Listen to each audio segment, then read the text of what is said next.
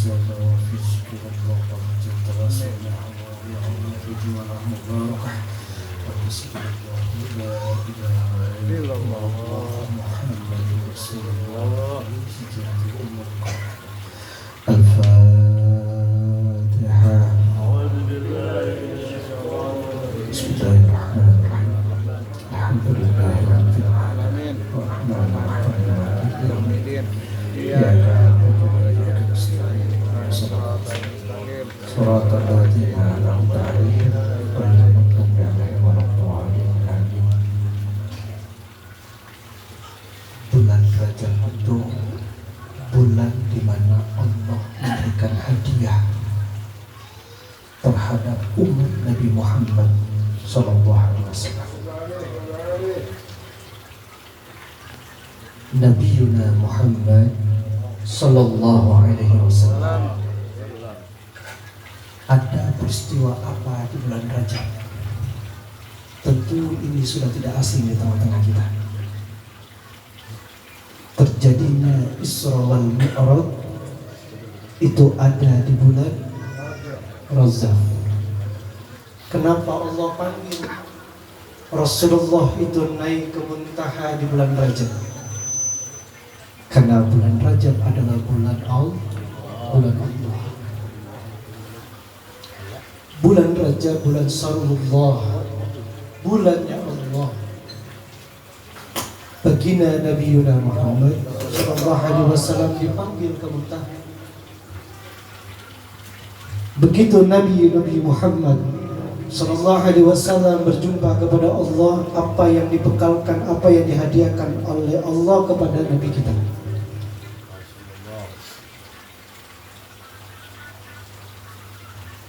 Allah betapa sayang dengan umat Nabi Muhammad. Allah memberikan hadiah kepada Rasulullah buat kita, agar bagaimana kita terpaut senantiasa saling berjumpa kepada Allah semasa kita hidup di dunia. Maka Allah berikan kita hadiah bisa menjumpai ibadah sholat yang kita sudah jalankan sehari semalam 5 waktu. Jadi saya nggak cerita tentang yang diperintah 50 waktu ini. Tapi yang jelas inti yang Allah kasih itu hadiah buat kita berjumpa kepada Allah minimal sehari semalam 5 waktu. Hadiah Allah berikan kepada kita nih umat ini. Di mana kita punya keluhan, di mana kita punya permintaan, di mana kita punya keluhan, datang sama Allah.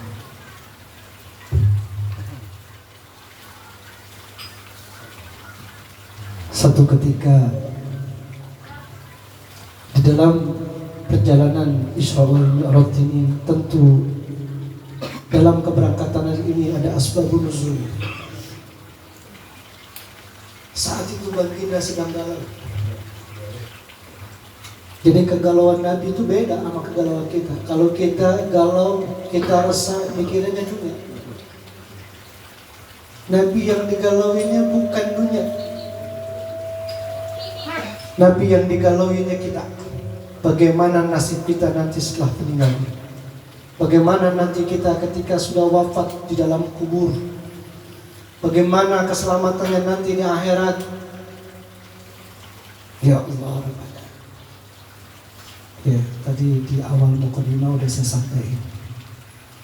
Jadi bulan Syarullah ini, siapa orang yang memperbanyak amalan surat Al-Ikhlas, minimal dia baca 300. Itu kalau tengah malam orang tidur dia amal untuk baca surat Al-Ikhlas. Apalagi paling cakep nih, itu ngamalinya di dalam surat sunnah. Sanggup kira-kira baca 300 kuat kulhu di dalam surat sunnah? Beneran. Allah yarham al-maqfurlah Abu Yaqi Muhayyar bin Rabi Juhman mengijazahkan kepada saya. Jadi ada orang yang begitu punya keinginan datang di bulan Rajab. Saya cerita, izin Kiai. Ini orang punya keluhannya saling gambring. Jadi kalau dengerin cerita keluhan dia doang ini nggak cukup sejam. Ini mu'alim, orang berilmu kalau lagi ngomong nggak ditengkas, nggak dipotong. Wah, ayo didengerin. Itu dari sekian banyak keluhan yang dia keluhin, dijawab cuma satu jawabannya. Berhubung saat itu orang datangnya di bulan Rajab, kata mu'alim, ntar malam lo melekah. Lo temuin tuh Allah, lo sholat bareng 2 rakaat, apalagi lo bisa kiumulai sholat-sholat yang lain malam tuh. Paling kagak 2 rakaat, lo berangkat sholat tobat, habis sholat tobat lo naik lagi 2 rakaat sholat hajat. Surat pertama yang dibaca surat Alam Taro. Nanti begitu rakaat kedua dibaca surat Al-Ikhlas 33 kali. Nanti di dalam sholat tuh begitu ruku terakhir dalam sujud, lu berdoa sama Allah. Ini orang punya masalah. Kalau kata orang Betawi itu paling gambreng. Tahu saling gambreng? Banyak ya, saking banyak. Utang 2 miliar, dikejar-kejar orang. Pendapatan udah kagak ada, usaha udah kagak punya. Hari-hari udah didatengin orang lagi utang, pendapatan kagak. Kira-kira ngepek atau bini tuh? Hah? Ngepek atau bini tuh? Ya Allah, ini ngambek Haji Dias. Itu yang biasanya dapat kopi enggak? Ada. Makanya dalam sebuah pernikahan itu 2 kewajiban diberikan amanah kepada seorang laki-laki. Saat dia ngulurin tangannya, dia berijab dalam kabulnya, qabiltu wa nikahaha wa tajwijaha bil mahril mazkur hala. Tanggung jawabnya berat. Sampai Allah ngomong di dalam Quran tuh, ku anfusakum wa ahlikum. Nah, kegampang. Ini orang utangnya udah saling gambreng. Duit kagak, utang banyak, bini purik. Ya Allah. Kira-kira tuh kiamat kagak tuh? Ngadu sama kiai-kiai kalau begini, makanya Tuhan ropen sama saya. Yang lain doang yang dianggap saya mah kagak. Ngambek kita sama kiai protes sama Allah. Saya minta ditunjukin Allah di mana adanya. Saya minta keadilan sama Allah. Apakah Allah nggak peduli sama saya? Jadi mualim senyum ada pilihan. Jawabannya lagi-lagi tadi ntar malam lu melek. Lu temuin tuh Allah. Yang pertama lu sholat tobat, lu naik lagi nanti sholat hajat. Nanti dibaca doa surat pertama baca Alam Taro. Nanti begitu rakaat kedua lu baca surat setelah Fatihah, baca surat Al-Ikhlas 33 kali. Ini kata orang yang lagi bercerita, lagi bercurhat sama kiai, protes lagi protes. Kiai semua amalan mesti baca. Orang didengar sama Allah. Ya Allah. Ini kalau ngeluhnya sama saya tidak begitu. Beda dengan orang lain. Kesabarannya udah terlatih. Keluasan dadanya udah membersamai nurullah. Di hatinya udah ada cahaya Allah. Mualim cuma minta pesen nih ya, lo jalanin selama bulan Rajab. Andai kata lo nih punya hajat, lo punya doa, lo jalanin, lo istiqomain kagak dikabul, lo datang kemari semua utang-utang lo kalau belum lunas gue yang lunasin. Kira-kira hati gede gak tuh? Semangat gak ada? Ini orang dijamin dengan manusia aja segitu yakinnya. Padahal Allah jauh lebih meyakinkan dalam jaminannya. Amalan kita nih kalau ngomongin Al-Ikhlas agak ada apa-apa nih. Oh saya udah sedekah Ustaz, saya udah ngelakuin kebaikan Ustaz. Kalau masih ada diingatan, diucap dalam perkataan, belum masuk kategori ikhlas belum. Sebab kita punya kebiasaan dalam kebaikan, baik sedekah apa saja, kalau bukan seizin Allah itu nggak akan bisa kita lakuin. Jangan coba-coba, benar-benar. Makanya malam hari ini kita bersyukur kepada Allah nih, kita dikasih sehat, bisa kumpul tengah malam enak orang pada tidur, kita dikasih karunia melek sama Allah. Mulut kita berzikir kepada Allah. Ini enggak semua orang. Itulah enaknya kalau kita ada yang nuntut. Pentingnya hidup kudu punya guru. Kalau kita nggak punya guru, jalan kita kesasar. Apalah artinya sebuah amalan kalau tidak bersanad? Apalah sebuah amalan kalau tidak bersanad dengan guru-guru ke gurunya?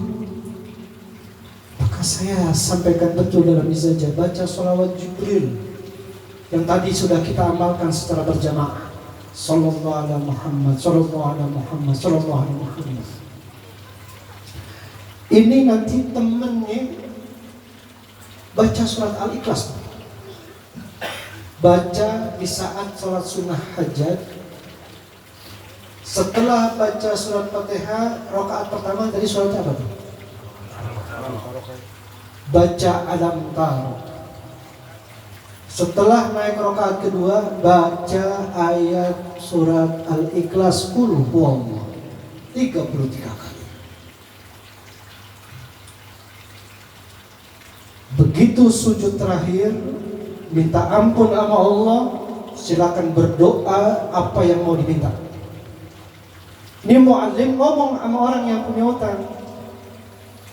Kalau lu punya doa, lu punya munajat, lu punya utang 2 miliar sebulan penuh dalam bulan Rajab, lu punya doa kagak dikabul, utang lu gua yang bayar. Nah, kalau saya dikata begitu embung.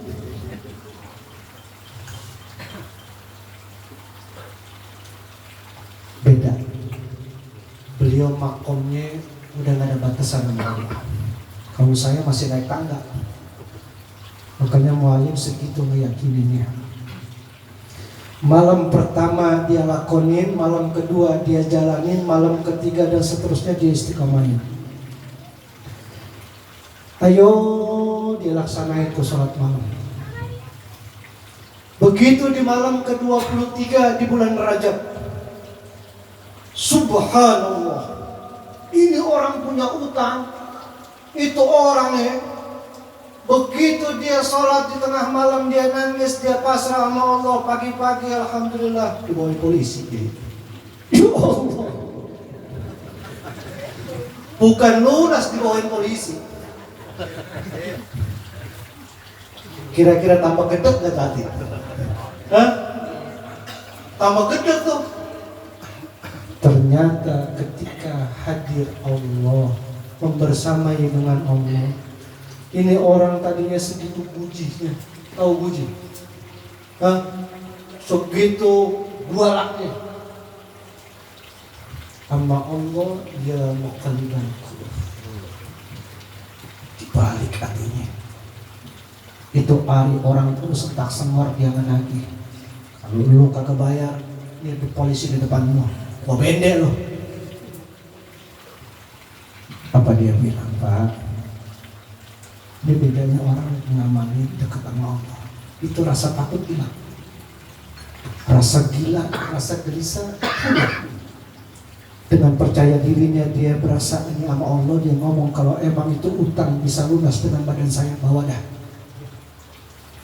Kalau emang sekiranya saya masih diberi kepercayaan, diberi waktu, sampai saya punya kemampuan, saya nggak akan lari dari tanggung jawab. Beda sama orang menghindar, sama orang ngadepin. Begitu dia ngomong, itu orang yang lagi dia jawab, taruh banget gua polisiin, gua penjarain, gua keluar duit, dibayar kagak. Ini orang seketika dikasih kesian. Sama Allah hatinya dibikin kesian, sama ini orang yang punya utang. Pada akhirnya dia masih dikasih kesempatan sebulan ke depan.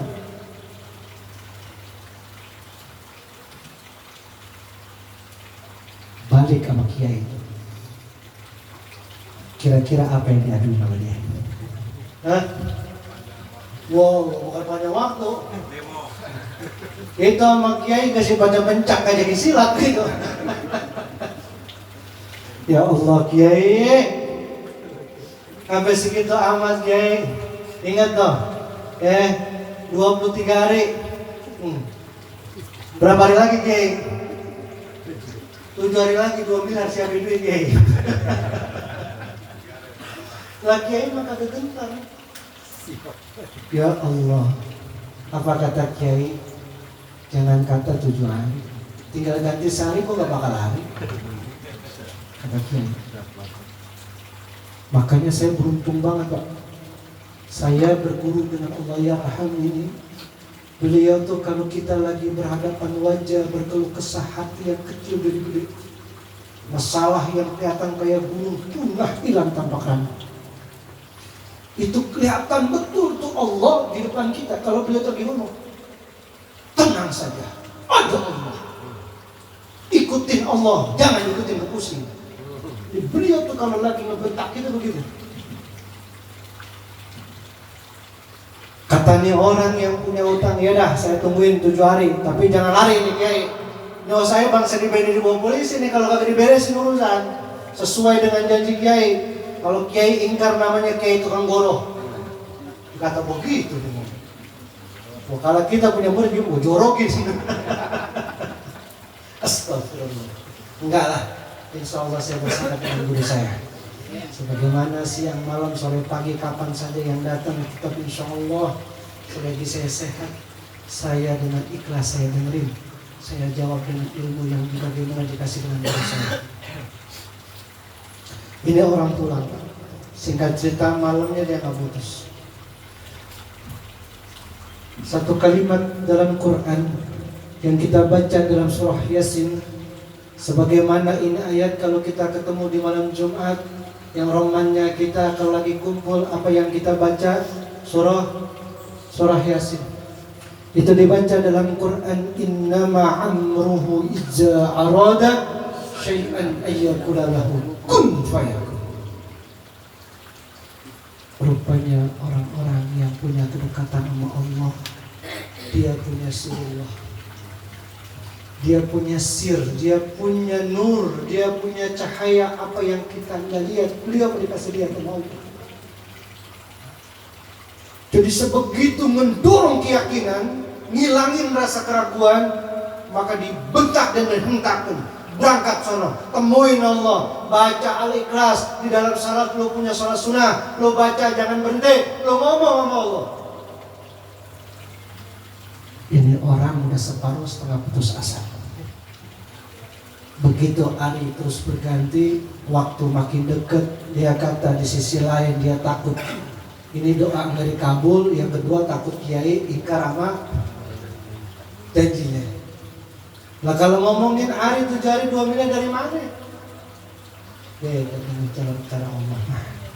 Kalau pakai jalur akal kata, dilalahnya ini orang dari rumah, dia keluar, tangap, tengok kanan kiri, dia jalan, dia duduk di warung. Saya kemarin udah cerita kayaknya. Dia duduk di warung, itu sambil dia minta kopi, gitu ya. Tiba-tiba yang si punya warungnya itu dapat telepon dari istrinya, bang, lu pulang dulu dah, anak lu sumeng. Ini bocah kayaknya masih lu bawa ke dokter dah. Kalau lu kagak pulang kesian ini bocah. Sehingga yang punya warungnya nitipin sama dia nih. Orang kenal. Dia kata, bang, saya pulang dulu ya, anak saya sumeng. Saya nitip nih warung. Nanti kalau ada orang beli rokok, ini harganya segini. Andai kata orang minta kopi, bikinin aja dah. Lo kan tahu harga kopinya berapa. Nih, selama lo nungguin warung, saya belum balik lagi, saya upah rokok sebungkus. Ini yang dibutuhin dia 2 miliar kayak bukan rokok sebungkus. Belum anteng belum deh. Ini cerita kisah nyata Pak. Karena saat itu orang ini berkeluh tuh ada di depan saya, dan saya masih bersama dengan guru saya. Ini orang duduk di warung. Gak lama kemudian ada mobil lewat, dia berhenti. Dia beli itu rokok di warung sambil nanya, rumahnya Haji Abdul Haji sebelah mana? Oh itu rumahnya di sana Pak. Tadi saya lihat orangnya baru banget keluar tuh naik mobil sama keluarganya. Nih kata yang nungguin warung, saya lupa namanya sampai itu. Kata dia, tungguin aja dah, ntar juga pulang. Rupanya sambil nungguin kongko dia. Emang ada keperluan apa? Ngomongnya penting banget.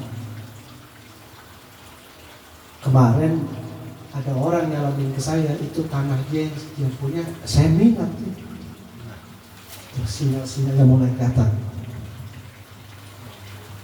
Ya Allah, enggak lama ini aja habis pulang. Dia kata tuh orang yang baru pulang. Akhirnya saya anterin ke sono. Orang mau bicara tanah, anterin namanya. Begitu dianterin sama dia ke rumahnya, Pak Haji Idris, ini ada tamu dari tadi nungguin. Di rumahnya tamu nganterin rezeki. Sampai J mau masuk, begitu kongko-kongko rupanya dia jual tanah. Ya Allah, begitu dia ngomong pulang tuh. Anggapan nih yang punya tanah, calonnya yang nganterin dia. Dia azam, dia ngomong, siapa aja tuh tanah yang lakuin, gua kasih komisinya 10%.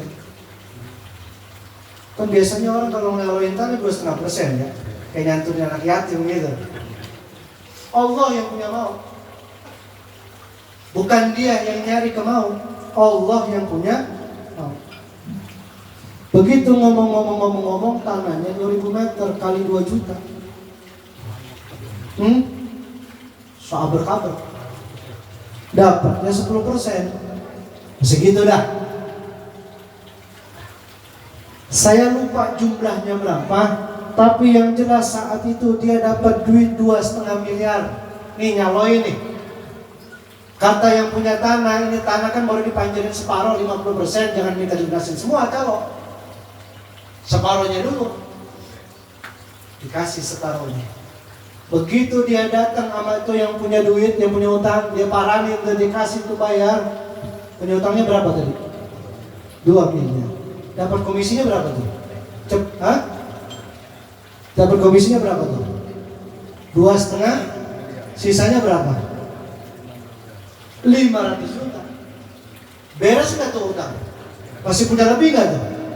Allah punya urusan. Saya singkat cerita karena waktu udah mau pagi. Begitu dia dapat lebihan 500 juta, dia datang sama kiai. Dia nguji nih kiai. Pengen tahu nih kiai, gua datang kabur gak? Padahal utang udah lunas. Begitu dia datang turun dari motor, kan resek. Haji Sulam. Mukanya ditekuk-tekuk sama dia. Begitu datang, Assalamualaikum. Itu kiai dibentak. Ya Allah.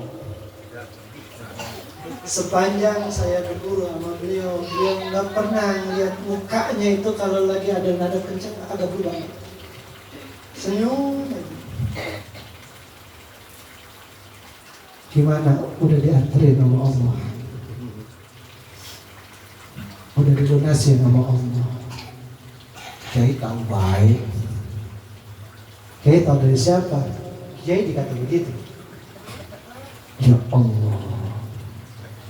Kiai, saya mau cerita. Itu utang ternyata dilunasinya bukan hitungan hari, Kiai. Hitungan jam sama Allah. Itu ada orang nyasar nanya alamat, saya anterin, disangka saya nyaloin, nggak taunya saya dapat lebihan, Kiai. Kata tanggung-tanggung 2,5 miliar. Sejadah nyaloin tanah semua. Sejadah. Ada yang namanya bisnis 2 tahun, apa yang ngotekin yang ada ya. Kan gitu. Beda. Sama kita datang sama Allah, Allah yang memberesin. Maka saat itu utang lunas, dia masih punya modal lebihan 500 juta. Dia ngadu sama kiai, ini kiai duit mau digimanain, terserah kiai dah. Badan saya udah selamat. Kata kiai jawab, gua mah kalau mau lebih bisa gua mintanya daripada lu. Lu bawa pulang tuh duit, sono lu jalanin lagi. Singkat cerita dia jalan, dia punya usaha, manjang lagi, gede lagi itu hidup. sehingga dia selamat. Apa kisah, apa hikmah di dalam yang saya sampaikan di bulan Rajab ini? Kalau bulan Sarullah, bulannya Allah, berarti jarak kita dengan Allah itu lebih dekat daripada bulan-bulan yang lain. Omongan kita lebih didengar daripada bulan-bulan yang lain. Maka ibadah kita tingkatin, amalan kita banyakin, ngomong-ngomong Allah jangan pernah dibosenin. Ngomong aja terus sama Allah. Pokoknya nih ya Rabb, bulan Rajab masuk bulan Roah ke puasa. Kan Saban kalau kata orang kita bulan Roah ya. Masuk tuh di bulan Saban, Ramadan, pokoknya kantong saya masih gemuk, banyak duit. Ngomong aja dong Allah. Yang kedua, minta sehatin badan saya, kuatin iman saya. Nggak ada lagi cerita kedangsakan di bulan puasa, mikirin baju lebaran. Saya pengen nyiapinnya belum masuk lebaran, itu belum masuk bulan puasa, bisa udah banyak. Biar 30 hari saya pengen membumbang diri saya, pengen ngebersihin dosa-dosa yang ada di badan saya. Minta sama Allah. Mudah-mudahan apa yang kita mohonkan, yang kita mintakan, Allah kabulkan. Amin ya Rabbal. Saya mempersiapkan bulan Ramadan jauh-jauh hari. Sembako udah kita kumpulin dari sekarang. Mudah-mudahan Allah mudahin, Allah gampangin. Kenapa saya siapin dari sekarang? Biasanya kita H-10 baru nyiapin. Ya Pak Jajis, luar panitianya dia tuh. Biasanya 10 hari baru nyiapin sembako, nyiapin semua. Jadi rupanya dari tahun ke tahun kita koreksi, kagak rapi-rapi. Maka dari itu kita siapkan sebelum masuk Ramadan, sembako udah kita beresin semua, kebutuhan kita udah rapiin, tinggal nanti kita ngatur acaranya untuk kegiatannya lebih rapi lagi. Mudah-mudahan semuanya yang ada di sini tidak lagi jadi penonton, tidak lagi jadi pendengar, semuanya terlibat, dikasih rezeki yang banyak, duit yang kagak ada batasannya. Biar tahun ini semuanya bisa ikut andil. Kita sama-sama bersedekah. Yang setiap tahun ini kita punya kegiatan santunan anak yatim, serta dengan pembagian dengan kaum duafa, dan pembagian untuk hadiah para guru-guru yang baca Quran. Kita tutup dengan pembacaan Ummul Quran suratul Fatihah. Hajat-hajat kita Allah kabulkan, permintaan kita Allah iakan. Pulang dari sini semua hidup kita diberkahkan. Allah sehat panjang umurkan kita dalam taat wal ibadah. Al-Fatihah. Bismillahirrahmanirrahim. Alhamdulillahi rabbil alamin arrahmanir rahim maliki yaumiddin. Iyyaka na'budu wa iyyaka nasta'in ihdinas siratal mustaqim siratal ladzina an'amta 'alaihim ghairil maghdubi 'alaihim waladdallin. Amin. Kami mohonkan kepada Ki Jil Kifi untuk doa pertama.